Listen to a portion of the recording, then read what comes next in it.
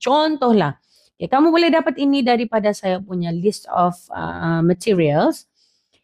Ini ni sebelah teacher buat dia jadi macam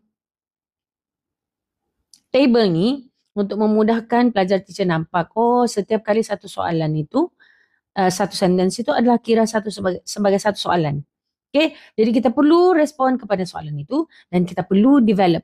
Okay, nampak yang kuning ni? Pay attention to the yellow columns here. Did you go shopping with your mom? Itu adalah soalan asal. Okay, jadi respon kita adalah no. Sebab di sini kan no, nampak notes ni? No. No, I didn't get to go shopping with my mom as planned earlier last week. Itu saya punya response. Dan saya punya development adalah she had to change plans and went to a wedding ceremony instead. Itu kan menjawab kepada soalan kenapa? Kenapa kau tak jadi pergi shopping with your mom? Sebab dia pergi bla bla bla gitu kan. Is this good enough? Yes, it's good enough because you have a response and you have a development. But because this is note, teacher mau kamu panjangkan sikit development tu jika kamu ada masa dan jika kamu ada kemampuan. No, I did not get to go shopping with my mom as planned earlier last week. She had to change plans and went to a wedding ceremony instead.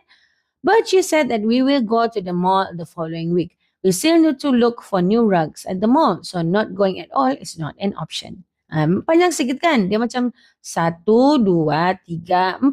4 ayat untuk satu soalan. Gitu. Itu yang terbaik lah. Kalau kamu ada masa dan kamu ada kemampuan.